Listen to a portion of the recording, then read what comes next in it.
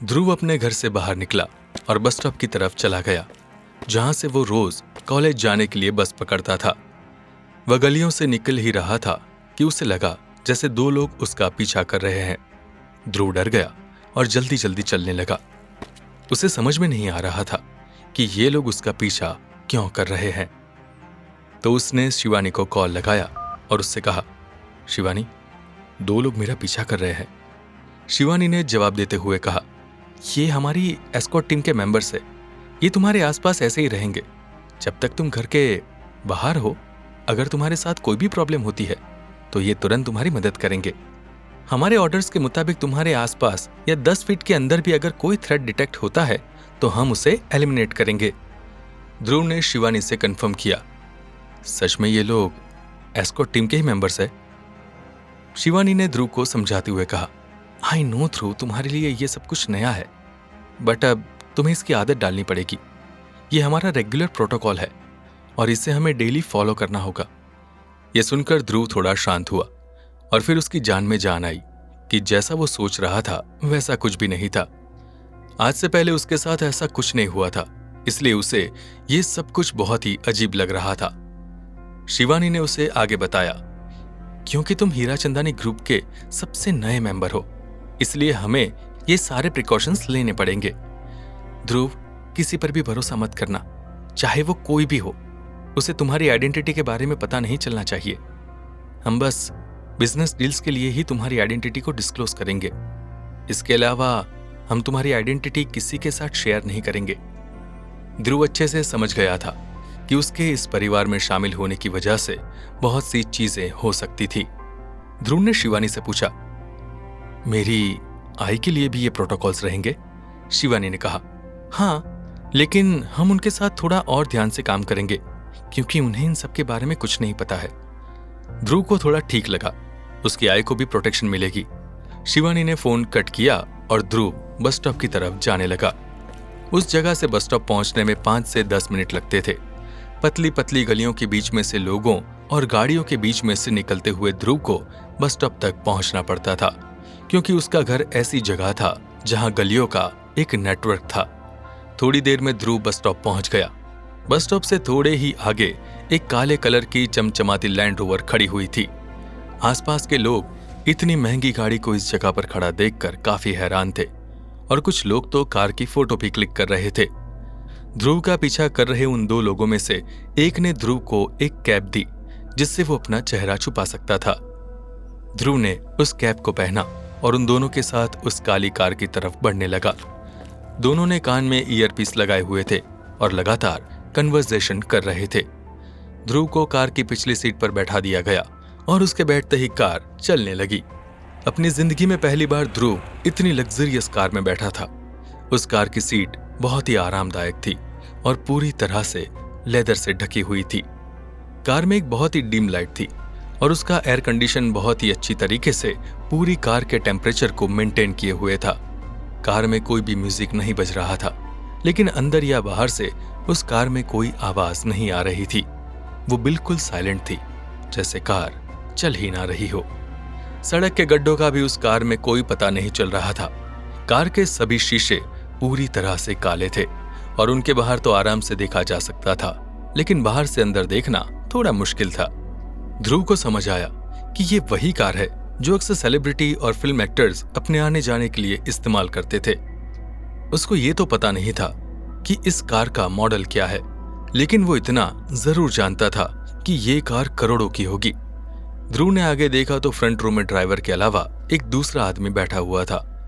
उसने भी बाकी लोगों की तरह ईयरपीस लगाया हुआ था, लेकिन वो बिल्कुल चुप था। ध्रुव थोड़ी देर तक तो शांत रहा, लेकिन फिर उसे कार के अंदर का सन्नाटा अजीब सा लगने लगा। तो उसने सामने बैठे हुए आदमी से पूछा, आपका नाम क्या है?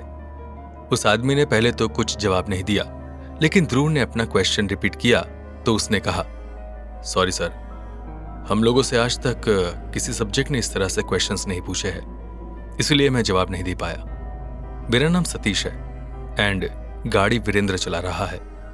ध्रुव ने कहा, आप लोगों का थैंक यू, जो आप मुझे मेरे घर से कॉलेज ले जा रहे हैं, तो भी इतनी अच्छी गाड़ी में। मेरी ऐसी कोई डिमांड नहीं थी, लेकिन एक बार के लिए शायद इट्स ओके।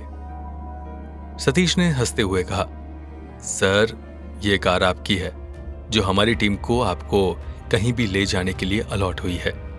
ध्रुव ये सुनकर हैरान हो गया कि इतनी महंगी गाड़ी उसकी थी। अपने सरप्राइज को छुपाते हुए ध्रुव ने सतीश से कहा, प्लीज मुझे सर मत बोलिए, मुझे तो आपका थैंक यू करना चाहिए कि आपने देश के लिए इतने साल काम किया और अभी भी अपनी सर्विसेज दे रहे हैं। सतीश ने हैरान होते हुए पूछा, आपको कैसे पता चला कि मैं आर्मी में रहा हूं? ध्रुव ने कहा, आपके बात करने के तरीके से काफी कुछ पता चल रहा था।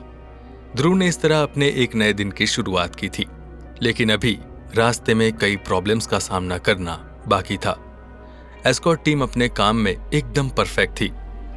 उन्होंने पहले से ध्रुव के पूरे रूटीन को चेक कर लिया था और उसके अकॉर्डिंग अपनी पूरी टीम को हर जगह लगा दिया था।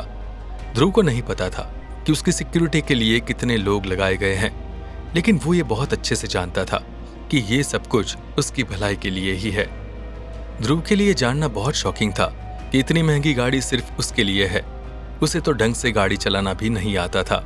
हाँ, उसने एक दो बार कोशिश की थी, लेकिन मुंबई के खचाखच ट्रैफिक में गाड़ी चलाना एक बहुत ही मुश्किल काम था। मुंबई बहुत बड़ा शहर था और वहां के सभी रास्ते एक जैसे लगते थे, इसलिए किसी के लिए भी उन रास्तों को याद रखना मुश्किल था। शहर में लगभग हर कोई जीपीएस सिस्टम की मदद से एक जगह से दूसरी जगह जाता था। ध्रुव ने लाइसेंस तो बनवा लिया था, लेकिन उसने कभी पूरी तरह से कार चलाना नहीं सीखा। मुश्किल से आधे घंटे जाए। नीरज के लिए प्रोफेशनल बातें सबसे ज्यादा इंटरेस्टिंग थी। वो तो खुद एक अच्छी सी इंटर्नशिप ढूंढ रहा था, इसलिए जब उसने इंटर्नशिप के बारे में सुना तो उसका इंटरेस्ट और जाग गया। नीरज ने ध्रुव से कई सारे सवाल किए और ध्रुव ने उन सब का जवाब दे दिया। ध्रुव ने चालाकी से बात को घुमा दिया ताकि नीरज का ध्यान उसके दोस्त की बात पर ना जाए। क्लास में बिजनेस ऑर्गेनाइजेशन को लेकर बातें चल रही थी और प्रोफेसर सबसे सक्सेसफुल ब्रांड की कहानियां सुना रहे थे। उन सभी चीजों में एक बात कॉमन थी और वो थी कि वो सभी एक दिन में सक्सेसफुल नहीं बने थे और उन सभी ने अपने अंदर बहुत सारे चेंजेस किए, तब जाकर वो बदलते टाइम के साथ खुद को एडजस्ट कर पाए। हर कंपनी के लिए एक टाइम ऐसा होता है जब उन्हें अपनी पॉलिसीज और अपने प्रोडक्ट को बदलना पड़ता है। बिजनेस का सबसे पहला थंब रूल यही है कि ये कभी नहीं सोचना चाहिए जो प्रोडक्ट आज सक्सेसफुल है वो कल भी सक्सेसफुल रहेगा। बिना एवोल्यूशन के कुछ भी हासिल करना बहुत मुश्किल है, इसलिए हर वक्त इनोवेटिव थिंकिंग और क्रिएटिविटी को बढ़ावा देने की बहुत जरूरत है। ये सुनकर ध्रुव ने सोचा कि उसे इस बात का पूरा ख्याल रखना होगा कि उसका बिजनेस प्लान कहीं से भी कंजर्वेटिव न लगे। रिन्यूएबल पावर एकमात्र ऐसा सोर्स बचा था जिससे इंसान अपनी एनर्जी के मास को पूरा कर सकते थे। बाकी सभी सोर्सेज बहुत ज्यादा महंगे थे और उनकी लगातार कमी भी हो रही थी। फिर ध्रुव ने फ्री लेक्चर में लाइब्रेरी में कई सारी बुक्स को पढ़ा और ऑनलाइन रिसर्च करना शुरू कर दिया ताकि वो इस सेक्टर में और ज्यादा अंडरस्टैंडिंग हासिल कर सके। रिन्यूएबल पावर सेक्टर में एक सबसे बड़ी प्रॉब्लम थी प्रॉपर इक्विपमेंट्स और टेक्नोलॉजी सॉल्यूशंस का इंडिया में मौजूद न होना। ज्यादातर टेक्नोलॉजीज यूरोपियन कंट्रीज से इंपोर्ट की जाती थी, जिसकी वजह से प्लांट की लागत बहुत ज्यादा बढ़ जाती थी। ध्रुव को ऐसे लोगों की तलाश थी जिनके पास वो सभी टेक्नोलॉजीज का एक्सेस हो, बस उन्हें फंडिंग की जरूरत हो। वो ऐसी कंपनी में थोड़े शेयर्स खरीदेगा और बदले में उन्हें अपनी फंडिंग प्रोवाइड करेगा। इसके साथ में ही वो अपनी फैमिली बैकग्राउंड का इस्तेमाल करके और भी एफिशिएंट टेक्नोलॉजी की एक्सेस को आसान बना सकता है।